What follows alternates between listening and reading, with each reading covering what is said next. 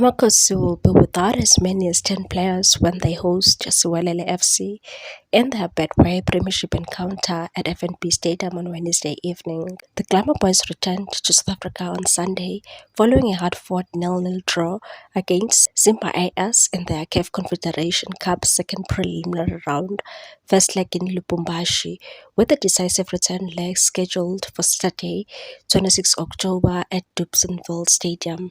Amakosi preparations have been overshadowed by a growing injury list.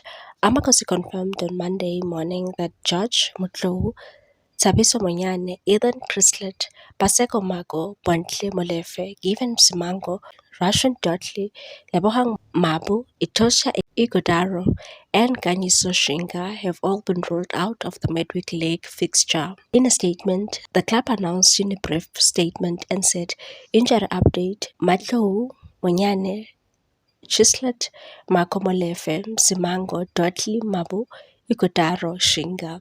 However, there's a glimmer of hope for Amakosi fans. The club added that some key players are on the verge of returning to action, with Mabu, Igodaro and Shinga nearing full fitness and expected to be available soon. And said despite the setbacks, there's a silver lining. The squad is seeing a wave of recoveries that could bolster the team in the coming games.